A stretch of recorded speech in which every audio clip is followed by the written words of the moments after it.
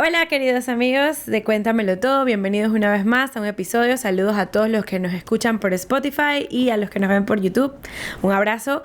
Hemos hablado mucho en estos últimos 2 episodios sobre cirugías. Nos acompañó un guapo cirujano por ahí en el episodio anterior y hablamos sobre los miomas y quistes también en el episodio previo.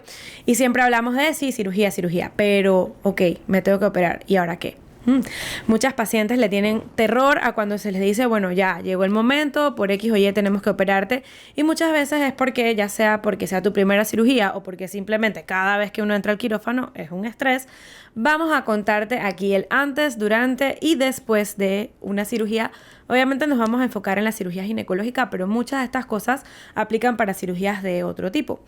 Algo muy importante en la cirugía es el antes. Todo es importante, pero el antes es súper primordial, que cualquier condición previa médica, ya sea diabetes, hipertensión, la tiroides, cualquier cosa de la que sufras, esté bien controlada y evaluada antes de hacerte una cirugía.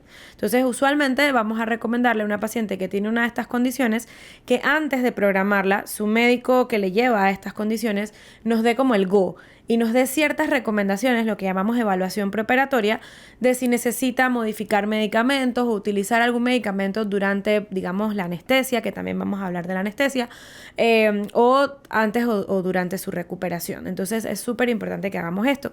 Lo mismo que en esa misma línea tenemos que evaluar su estado general. Ya que te vamos a operar, obviamente vamos a cortar, vamos a necesitar saber que tu hemoglobina esté bien, porque deberías entrar al quirófano con una hemoglobina adecuada, ya que siempre hay algo de pérdida de sangre durante las cirugías, y mucho más en una cirugía como una cesárea, por ejemplo, o una cirugía de fibromas o histerectomías. Entonces es importante saber cómo está tu hemoglobina. A veces vamos a requerir un examen de orina también. A veces infecciones de orina silenciosas pueden llevar a infecciones que puedan generalizarse o incluso complicar pues la cirugía. Dependiendo si la cirugía es muy grande, a veces vamos a requerir también ver cómo está tu coagulación. Esto se llaman tiempos de coagulación. Son unos exámenes que hacemos para evaluar pues precisamente cómo está esa salud, digamos, de tus plaquetas y que no vayamos a tener un sangrado muy importante antes de. Y ahora que menciono las plaquetas, hay algunos medicamentos que influyen en la coagulación, como por ejemplo la aspirina. Y una anécdota, no quiero decir graciosa, ahora nos reímos porque el paciente, gracias a Dios, está bien en su casa. No me pasó a mí, pero casualmente le pasó a cirugía doctor Moinani, que nos acompañó, con un paciente que pues tenía mucho tiempo con dolores de cabeza. Bueno, lo tuvieron que operar de otra cosa, pero él nunca avisó que tenía estos dolores de cabeza y tenía probablemente, no sé, casi un año tomando aspirina continuamente. No se lo dijo a nadie porque no fue un medicamento recetado, no lo consideró importante y tuvo aquel señor sangrado. Entonces, también si estás tomando algún medicamento, cualquier cosa, y no solo a veces medicamentos, todas estas tés de hierbas, infusiones que están de moda, que el ginseng, el ginkgo biloba, la uña de gato de no sé quién, estas cosas influyen en la coagulación, influyen a veces también en la salud de tu hígado, en la depuración de tu riñón. Entonces estas cosas son importantes que las notifiques. A veces pensamos que es tonto porque no los consideramos medicamentos, pero sí tienen que ver o influyen pues en tu metabolismo y principalmente pues en la coagulación, que nos puede afectar. En esa misma línea también, pues como mencionaba, control de cualquier otra condición metabólica antes. A veces se va a requerir hacer una radiografía de tórax, un examen de electrocardiograma. Ya esto es usualmente en pacientes mayores de 60 años que sufran de alguna condición importante, pues a veces complementamos con estos estudios. Esto en general, digamos, días, semanas, meses antes de operarte. Ahora, ¿qué ocurre en esos días previos? Eso 24 o 48 horas antes. Y bueno, aquí también quiero hacer una acotación. Días previos, meses previos, aquellos pacientes que fuman o aquellos pacientes que toman, es importante que suspendan. Se recomienda suspender alcohol o cigarrillo por lo menos 4 a 6 semanas antes. Y esto es porque tanto el alcohol, que también influye a veces en la coagulación, influye en el metabolismo del hígado, de los anestésicos, por ejemplo, de los medicamentos para el dolor, especialmente pues de los opioides y todas estas cosas, también influye en la cicatrización. Igualmente el cigarrillo influye en tu coagulación, puede llevarte a generar coágulos más de lo que ya un proceso quirúrgico como el que vas a estar sometido puede llevarte también a producir coágulos, puede afectar tu circulación, puede definitivamente acercar tu cicatrización porque el cigarrillo y todos esos químicos influyen en el transporte de oxígeno a los tejidos y la cicatrización necesita ese oxígeno que a veces no le está llegando y bueno, todos los depósitos químicos y tóxicos que sabemos que tiene el vape y todas estas cosas pueden empeorar tu cirugía. Entonces, semanas, meses antes, notifícale a tu médico que fumas o tomas y es importante que lo suspendamos. Y ya yéndonos, digamos, como iba a mencionar antes, a esos días previos. También es importante que tu médico te va a decir, come tu comida, digamos, regular, pero el día antes trata de no comer comidas muy pesadas y usualmente se va a requerir un ayuno de más o menos 8 horas. O sea que tienes tu cena normal y no comer más nada hasta el día de tu cirugía. Si tu cirugía es en la tarde, usualmente sí te vamos a decir que desayunes, pero obviamente no comidas muy fuertes. El ayuno de líquidos claros, o sea, agua, juguitos que no tengan pulpa y estas cosas puede ser hasta de 2 horas. Pero en general, para que no nos hagan trampa, vamos a recomendarles que en general pues su última comida sea 8 horas antes, cualquier ingesta de alimentos sea 8 horas antes de la cirugía. Y ya que hablamos de nutrición, es algo muy importante que no vamos a hacer 2-3 días antes. Se debe, digamos, hacer desde varias semanas o meses antes, que si sabes que vas a ser sometido a una cirugía grande, una adecuada alimentación con todos los nutrientes, vitaminas, como dije, mantener adecuados niveles de hierro, hemoglobina, van a ayudar a tu recuperación y a tu cicatrización. Muchas veces tenemos complicaciones de las heridas de los pacientes y no tanto porque no se haya hecho un adecuado procedimiento quirúrgico, sino que su sistema inmunológico está por el piso, sus nutrientes y todas aquellas cosas que necesitamos para cicatrizar, dependiendo de qué tipo de cirugía se haga, pues es importante que el paciente tenga una adecuada nutrición. Entonces, como decía, pues en esos días previos también se recomienda, si no haces ejercicio, por lo menos empezar a hacer algún tipo de ejercicio ligero para mejorar, pues como decía, todo esto, la recuperación de los tejidos, para mejorar tu metabolismo que te va a ayudar a una mejor recuperación. También a veces se recomienda el día o la noche antes y a veces en la misma mañana. No todo el mundo lo recomienda, no es que sea 100% obligatorio porque igual al momento de hacer el procedimiento nosotros tomamos medidas, digamos, antisépticas y lavamos y limpiamos, pero a veces algunos médicos te van a recomendar que utilices alguna solución antiséptica la noche antes o el día que ingresas digamos, al hospital. Si es una cirugía en la cual vas a ingresar primero al hospital, te van a decir que te laves, digamos, te bañes con una solución antiséptica. Y muy importante para nosotras las chicas, no utilizar maquillaje y no llevar tampoco lociones muy fuertes. En cuanto a las uñas, que esto es un tema que siempre me preguntan principalmente las embarazadas, que obviamente quieren sus fotos espectaculares al momento de la cesárea. El tema con el maquillaje y estas cosas, o sea, no es que te va a complicar la cirugía, pero hay algunas cositas que nosotros nos fijamos visualmente. Digo, tenemos una cantidad de monitores en el quirófano, ya cosas muy modernas, pero los saturómetros o digamos los medidores de saturación de oxígeno del tiempo de antes, estas uñitas como ven mías que son de gel o las acrílicas y estas cosas a veces interferían en la señal y no podíamos saber realmente cómo estaba saturando el paciente.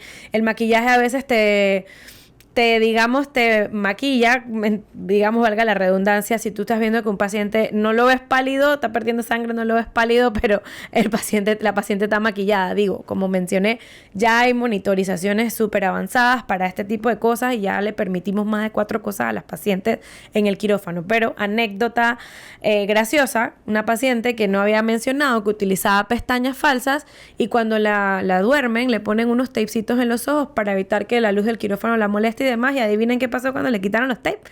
Adiós pestaña. Y la mujer nos dijo que eso les había costado no sé cuántos miles de dólares. Bueno, son cosas que no debes hacer al momento de entrar al quirófano. Otra cosa importante, yéndonos en la estética, mujeres, las extensiones. Hay extensiones que son metálicas y no debes tener nada metálico al momento de entrar al quirófano porque el electrobisturí o cauterio, como le conocen, es un instrumento que genera energía, electricidad.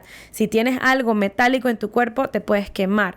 Y anécdota no graciosa, porque pues no es graciosa, pero una paciente que no mencionó que tenía extensiones al momento de usar el electrobisturí, huele a quemado. ¿Qué olía a quemado? El pelo de la paciente, porque no había dicho que tenía estas extensiones metálicas. Así que aquí hablamos de todo, así que hay que decir lo bueno, lo malo y lo feo. Estas son cosas que tienen que tener en cuenta al momento de su cirugía. Otra cosa que nos preguntan mucho: doctora, me tengo que rasurar, doctora, tengo que usar ducha vaginal, doctora, tengo que ponerme un enema. Estas son cosas que se hacían tradicionalmente antes. Ya hemos visto que esto no es tan necesario. El rasurado, incluso a veces hemos visto que se cortan y ahí pues puede generarse infecciones. Si van o requerimos trabajar en la zona vaginal, lo ideal es que si se va a eliminar el vello o se corte para, digamos, bajar, y que si vamos a trabajar en el área vaginal no nos, digamos, afecte ahí pues los vellitos. O se puede usar estas que son eléctricas, que no son de rasurado con navaja, porque como mencionaba, se pueden cortar, puede haber sangrados, puede haber infección. En cuanto a las duchas vaginales, realmente ya eso es algo que tampoco estamos utilizando. En el momento que entras al quirófano, como dije, pues nosotros vamos a limpiar, a lavar, y vemos si es necesario pues hacer este lavado vaginal en ese momento. Y en la parte de los enemas, realmente es muy raro, depende del tipo de cirugía. Si es una cirugía en la que necesitamos, por ejemplo, estas cirugías grandes de endometriosis que hemos mencionado anteriormente, que hay que hacer resecciones del intestino y estas cosas, bueno, en estos casos a veces sí se va a recomendar, pero ya no es de rutina ni para las cesáreas, ni para el parto, ni para una cirugía laparoscópica básica, por ejemplo, que esto pues se recomiende de rutina. Así que bueno, creo que hemos hablado de todo lo que es el antes. Ahora vamos al durante. Llegó el día, estamos súper estresados. ¿Qué hay que hacer? ¿A qué hora tengo que llegar? ¿Por qué tengo que llegar temprano? ¿Qué vamos a hacer? Bueno, se supone que en la consulta debemos haber conversado de cómo es tu cirugía, cuál va a ser el abordaje, cuáles son los posibles riesgos. No hay cirugía sin riesgos, así sea sacarse una muela, puede haber sangrado, puede haber infección. Esto es algo que va inherente con la cirugía. Obviamente, pues hay cirugías que llevan más riesgos que otras y eso lo vamos a conversar ampliamente en la consulta, pero al momento de tu llegada al hospital, que usualmente te vamos a requerir 2 horas antes, esto es porque al llegar al hospital hay que hacer obviamente un trámite, papeleo, toda esta cosa. Hay que firmar consentimientos de que pues se te explicó qué es lo que se te va a realizar, pues que sepas quién es el equipo que te va a acompañar, pues obviamente tu médico principal. Siempre una cirugía es requerida, a menos que sea algo pequeño como una histeroscopia o un curetaje, que más adelante vamos a mencionar más o menos cómo se realizan. Usualmente esas cirugías pequeñas son con un solo ginecólogo en este caso. En el caso de cirugías más grandes, laparoscopías, histerectomías, cesáreas, ya este tipo de cosas ameritan que tu médico tenga un asistente que le ayude a separar, a mover arriba, abajo, etcétera, ¿no? Y obviamente el anestesiólogo. Y en el caso de la cesárea, pues quién va a recibir a tu bebé, que es el pediatra neonatólogo. Entonces, conocer el equipo, saber qué tipo de anestesia se te va a aplicar, que lo vamos a mencionar, los diferentes tipos de anestesia. Y pues si tienes alguna duda en este caso, también las posibles complicaciones de la anestesia. Por eso se te pide llegar 2 horas antes. También porque hay que cambiarte, obviamente no vas a ir con ropa, vas a estar con una bata super fashion. Obviamente el que ha ido a un hospital sabe que esas batas son lo peor y se te ve la mitad de la nalguita, pero bueno, hace frío, pues lamentablemente para que las bacterias y bichitos no crezcan debe hacer frío. Y también porque se te va a canalizar para que tengas un acceso para colocarte una hidratación, también para pues la aplicación de los medicamentos de la anestesia y todo lo demás. De ahí en adelante entonces pasas al quirófano. Si nunca has entrado a un quirófano o a veces has entrado pero por algunos medicamentos ocurre un poquito de amnesia, muchas pacientes me dicen, dije, doctora, pero yo no me acuerdo de nada, sé que hablamos antes de entrar y de ahí ya me desperté aquí. Porque a veces se te colocan medicamentos que hacen como una especie de amnesia y estás despierta porque estás echando cuento con nosotras, pero estás como si te hubieras tomado 5 copitas de sangría. Entonces esa parte a veces se les olvida. Entonces entras al quirófano, es un lugar frío, es un lugar que todo el mundo está tapado, es importante por el tema de las infecciones.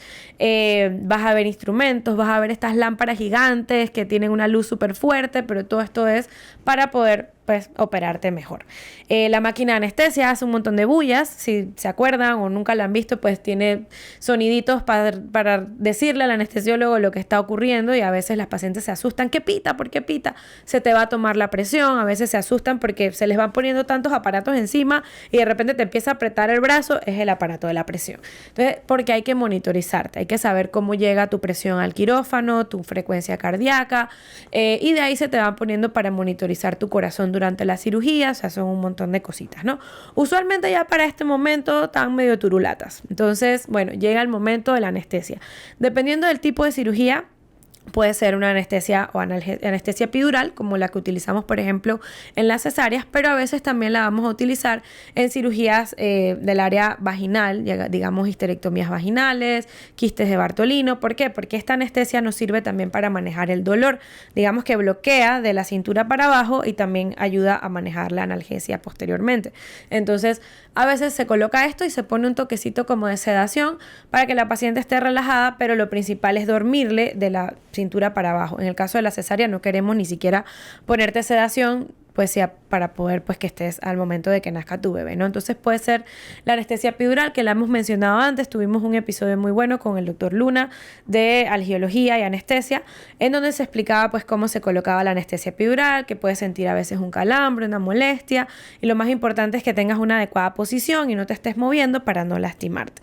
En el caso de procedimientos pequeños o rápidos, ambulatorios, como una histeroscopia, un curetaje, como mencioné, a veces solo se requiere un poquito de sedación, un poquito de medicamento por la vena, te va a poner así relajadita, medicamentos para el dolor, obviamente, para que hagamos el procedimiento y tu despertar y recuperación sea más rápida y te puedas ir más rápido para la casa. Ya en el caso de una cirugía grande, obviamente necesitamos que estés dormido para que primero no te duela y segundo no te muevas. Llámese laparoscopías, histerectomías abiertas, miomectomías, cualquiera de estas cosas, pues ya más trabajando al nivel del abdomen o algo que sepamos que nos va a demorar más, pues ahí sí te vamos a dormir. Cada vez que te dormimos, también se utilizan medicamentos para relajar tus músculos, o sea, tú quedas totalmente bloqueado. Por eso es que toca colocar un tubo por donde respiras, o sea, por la garganta hacia la tráquea y que pues ventile tus pulmones, porque tus músculos están paralizados. Y esto es porque necesitamos que lo estén para poder que esté relajado y podamos trabajar en el abdomen, que es donde trabajamos nosotros, en el abdomen y la pelvis. Entonces ya pues la cirugía como tal depende cuál sea tu caso. Como he mencionado varias veces, pues trabajamos en la parte de vaginal, digamos una histerectomía vaginal o un quiste de Bartolino, que es un quiste que aparece en los labios de la vulva, o cualquier cosa que vayamos a trabajar en la zona vaginal, pues usualmente no vas a tener incisiones en la panza, todo lo vamos a hacer a través de la vía vaginal. Y obviamente pues al, digamos, extraer el útero, si lo hacemos por histerectomía vaginal, con unos separadores especiales en la zona vaginal, nosotros podemos ver esa área donde extraímos y podemos cerrar el techo, digamos, de la vagina y obviamente no queda ninguna comunicación, pero no tienes herida. Entonces a veces las pacientes dicen, pero a mí me operaron. Sí, señora, lo operamos, pero fue vía vaginal. Por eso no hay ninguna herida en la panza. Ahora, es importante decirles que aunque no tenga herida, eso fue una cirugía y también necesita la misma recuperación y las mismas recomendaciones y pues algunas pacientes aplican para esta técnica y otras no, por eso es importante una evaluación previa, ultrasonido, tomografía, lo que haya que hacer para saber cuál es la cirugía que mejor se aplica en tu caso. Ya en la parte de las cirugías, digamos, abdominales abiertas, que son cirugías más grandes, a veces la recuperación es un poquito más difícil, eso lo vamos a hablar ahorita en la parte del después, pero bueno, usualmente dependiendo de lo que vayamos a operar, nuestra incisión, digamos, nuestra entrada en la piel clásica del ginecólogo es la herida como si fuera una cesárea. Podemos hacer histerectomías, o sea, sacar úteros en esa herida, podemos sacar fibromas en esa herida, pero ya en cirugías más grandes, digamos ya más para la parte oncológica, que como dije, vamos a invitar acá a un ginecólogo oncólogo próximamente, a veces se va a requerir hacer las cirugías en la línea media. Lo hacemos muy poco, son cirugías pues que son bastante grandes, la recuperación, el dolor y todo esto, pero a veces tiene su indicación en tumoraciones de ovarios muy grandes o que haya que explorar otras áreas por sospechas de metástasis. Eso lo vamos a tocar más adelante. En el caso de la cirugía laparoscópica, que es como el caso pues de la histerectomía vaginal, es algo de mínima invasión. En la laparoscopía vas a tener huequitos en la panza, lo hemos mencionado anteriormente, el huequito del ombligo por donde ingresamos usualmente la camarita y unos huequitos muy pequeñitos de 5 milímetros, máximo 1 centímetro en otras áreas dependiendo de lo que vayamos a trabajar. Entonces, cada una de estas cirugías tiene sus indicaciones, como mencioné. La laparoscopía, sí, podemos quitar quistes, podemos quitar fibromas, podemos hacer histerectomías, que después de haber liberado todo por la laparoscopía, eventualmente pues terminamos sacando el útero por vía vaginal. Los fibromas los trabajamos por vía laparoscópica con heridas muy chiquititas y lo podemos sacar mediante un instrumento que se llama morcelador, obviamente con mucho cuidado de que no se riegue, digamos, el contenido. Lo hacemos con mucho cuidado dentro de una bolsa. Lo mismo para sacar los quistes dentro de una bolsa. O sea, tenemos mucho cuidado, pero todas estas cirugías o todas estas cosas tienen cada una su indicación. Lo mismo la parte de la histeroscopia que la hemos mencionado anteriormente para los pólipos, que es algo que hacemos por vía vaginal con una camarita, como si fuera una endoscopía digamos, la endoscopía del estómago, digamos que es una endoscopía del útero, con una camarita vía vaginal ingresamos, vemos por dentro, eso siempre vamos a querer distender el útero para ver las cavidades internas y ver el fibroma, el pólipo, lo que sea, quitarlo y salir. Entonces al final son cirugías que uno considera que son pequeñas, son ambulatorias, son de mínima invasión, pero cada cirugía de estas tiene su indicación. Entonces, como dije, es importante la evaluación para saber qué cirugía te aplica y es importante saber que todas estas cirugías al final te vamos a hacer recomendaciones qué puedes y qué no puedes hacer para que tu recuperación sea mejor. Entonces, digamos, bueno, terminamos la cirugía. ¿Qué va a pasar? Ahora que después que terminas la cirugía, vas a pasar al área de recobro o recuperación. Aquí es donde te vas a despertar. Algunos pacientes lo recuerdan, otros pacientes no. Algunos nos dicen, yo me acuerdo cuando me quitaron el tubo de la garganta. Bueno, no todo el mundo lo recuerda, la verdad es raro, pero pues ya es aquí donde se van despertando, pues están en un área donde están monitorizados. Sigues con el monitor para ver cómo está tu corazoncito, tu presión, te van a estar preguntando cómo te sientes, si tienes dolor. Este es el recobro inmediato, que usualmente es como unas 2 horas. A veces vamos a dejar o no una sonda para saber cuánto estás orinando o si tuvimos que trabajar muy cerca de la vejiga para ver que pues no haya una, digamos, lesión, que haya sangrado en la orina o algo de esto, ¿no? Entonces eso va a depender de cada cirugía.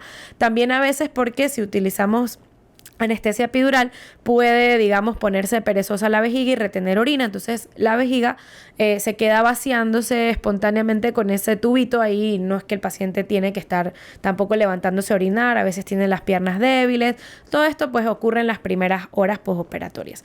Después de esa transición que pasamos a recobro, vamos a subir ya pues a la parte del cuarto. Ahí estará esperándote tu familia o el que te esté esperando para ayudarte, porque siempre es importante que tengas apoyo. Ahora, en los tiempos modernos, antes, no sé si recuerdan, las abuelitas, era cirugía, 3 días en cama, sin moverse, sin mirar para ningún lado. A veces te dejaban hasta 2 días sin comer. Ya eso quedó en el pasado. Hay protocolos que indican que entre más rápido el paciente vuelva a su vida, más rápido y mejor se va a recuperar. Incluso hay un protocolo que se llama protocolo ERAS, Enhanced Recovery After Surgery en inglés, en español, una recuperación, digamos, potenciada después de la cirugía e incluye, primero, que el paciente pues evitemos el uso excesivo de opioides, estos medicamentos y que morfina, tramadol, estas cosas. Sí, hay que manejar el dolor, pero evitar estos medicamentos que a veces pues pueden incluso enlentecer el tránsito intestinal y empeorar la recuperación. Que el paciente se levante. El tema es que obviamente esa primera levantada puede estar mareado, puede sentirse un poco mal, así que por eso decía que el acompañamiento es súper importante.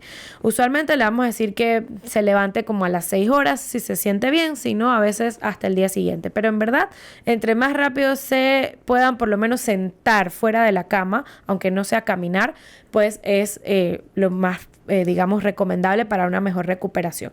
Lo mismo la alimentación. Como dije antes, a veces hasta 2 días sin comer.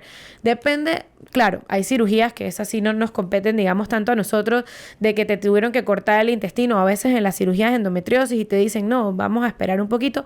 Pero en general, entre más rápido el paciente come, más rápido se recuperan sus intestinos, empiezan a moverse más rápido y el paciente se distiende menos, o sea, se le inflama menos la panza, va más rápido al baño y se recupera más rápido. A veces hasta le vamos a decir que coman hasta 4 horas inmediatas después de la cirugía. Claro, sí se da esa orden, no es que todo el mundo tiene que, si la cirugía salió bien y todo bien, entre 4 a 6 horas, cuando ya estás en la habitación, se te puede iniciar tratamos de que la primera comida no sea una hamburguesa, o sea, trata de que sea algo suave que vayas a tolerar, empiezas con agüita, con líquidos y ahí te vas viendo cómo vas tolerando para ver que no vayas a vomitar también, porque eso te puede dar dolor.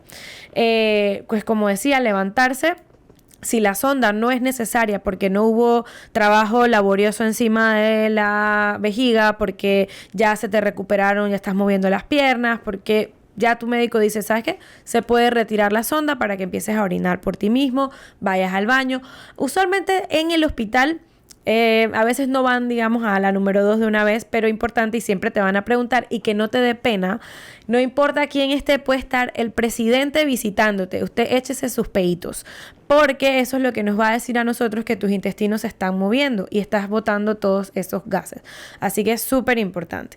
Como decía, levantarse, ya pues digamos pasaron esas primeras horas de mareo, náuseas y demás, sentarte, ya cuando te sientas bien levantarte y empezar a caminar. El movimiento es súper importante también para la recuperación o digamos volver a mover esos intestinos y que no te vayas a distender. Entonces tu médico te va a decir, camina, necesito que camines. Entonces pues como digo, cada cirugía, cada cosa es diferente, usted pregunte, pero es lo que usualmente se recomienda. Ahora, me voy para mi casa. ¿Qué hago en mi casa? Bueno, esas primeras recomendaciones también van a depender a veces de cada cirugía, pero en general, como decía, entre más rápido regresen a la vida regular, más rápido se van a recuperar. Ahora, en las cirugías, usualmente, pues las abdominales, ya sea la laparoscopía abierta, incluso las histerectomías vaginales, les vamos a recomendar que no carguen peso. Durante el primer mes, caminar. Pueden caminar a modo de ejercicio sin excederse, obviamente. Pueden estar caminando. Ya después del primer mes que tu médico te vio y te dijo todo bien, puedes empezar a hacer otro tipo de ejercicios como cardio, zumba, pilates, yoga. Pero si tuviste una cirugía abdominal, te vamos a recomendar que esperes hasta 5 o 6 meses para cargar peso. Así sea una laparoscopía en el ombligo, que el huequito es de 1 centímetro, puedes hacer una hernia. Eso ya lo mencionamos en los episodios anteriores con el cirujano. Y pues esto te puede complicar. El tejido que evita las hernias, que se llama fascia, requiere a veces hasta 5 o 6 meses en recuperar su fuerza. Entonces se te va a recomendar hacer ejercicio porque eso te va a ayudar a recuperarte, a hincharte menos, a evitar coágulos en las piernas que pueden ocurrir siempre después de una cirugía. El encamamiento es terrible para este tipo de cosas, como les digo, se hinchan más, acumulan más sangre, se pueden formar más coágulos, pero también excederse en ejercicio puede traer complicaciones. Y una de las preguntas clásicas es, doctora, ¿cuándo puedo volver a tener relaciones? Y usualmente vamos a recomendar, dependiendo de la cirugía, de 4 a 6 semanas. Usualmente más las 6 semanas que las 4, pero como digo, depende de cada cirugía. En cosas más pequeñas como una histeroscopia, un curetaje, usualmente les decimos que 1 semana, porque pues a veces quedan con sangradito, inflamación, no porque vaya a pasar algo, pero pues más que nada por cómo se van sintiendo. Y en general, pues mantener la vida lo más activa, saludable, alimentación saludable y todo esto para ayudar a tus tejidos a recuperarse, a tener un buen aporte de oxígeno, tu hemoglobina y todo lo demás, para evitar que vayas a tener complicaciones. Incluso, como había mencionado, control adecuado de la presión y del azúcar también garantiza una mejor cicatrización. Pacientes diabéticos con azúcares muy altas tienden a hacer muchas infecciones en esas heridas. Entonces, esto nos va a complicar. Y por último, pero créanme que no menos importante, hablamos hasta de las relaciones y no hablamos de una pregunta clásica. ¿Cómo me cuido la herida? Esto también depende de lo que te recomiende tu doctor, pero usualmente te vamos a decir que la laves bien. No va a haber nadie que te diga que no te toques la herida. ¿Por qué? Porque heridas que acumulan sucio, que acumulan secreción, van a llevar a infecciones. Y principalmente las heridas en el ombligo de las laparoscopías, las pacientes le da mucho miedo pues introducirse. Eso está cerradito. Usted agarra su jabón, su agüita, se lava bien adentro y evite que se acumule, como dicen las abuelitas, el zurro, porque eso va a llevar infecciones. Lo mismo las heridas abdominales, de las cesáreas, por ejemplo, o de otras cirugías. Obviamente no se va usted a rastrillar ahí para abrirse la herida. Agua y jabón, no tiene que comprar ningún jabón especial, nada de ese jabón rojo, jabón de perro, no, su jabón normal con el que se baña. evitar que la herida quede húmeda, o sea, no se ponga ropa muy apretada, que el elástico no quede ahí mismo sobre la herida. No es necesario, a menos que su médico le indique por alguna razón, volver a tapar la herida una vez los tapecitos o gasas que dejamos posteriormente. Una vez se quitan, no es necesario volverlas a tapar, pero sí es importante lavarla bien, secarla, que quede bien fresca para que ella pues pueda, digamos, pegarse bien o cicatrizar bien. Y en cuanto a las cremas cicatrizantes o que ayudan, eso también depende mucho de cada médico, pero usualmente vamos a esperar que la primera semana la herida cicatrice, digamos, por sí sola, con una buena limpieza, bastante fresca, como dije, y pues ya estas cremas para evitar queloides y demás se van a utilizar entonces más adelante. Así que bueno, esto ha sido un breve resumen, digo yo, entre lo que es el antes, durante y después de una cirugía. Hay mucho aquí de qué hablar. Si tienen alguna duda, si les gustó el tema y quieren que ampliemos en algún punto, nos los pueden dejar en los comentarios y siempre estamos abiertos a todos esos temas que quieran seguir conversando con nosotros. Esto fue Cuéntamelo Todo y nos vemos en un próximo episodio. Chao.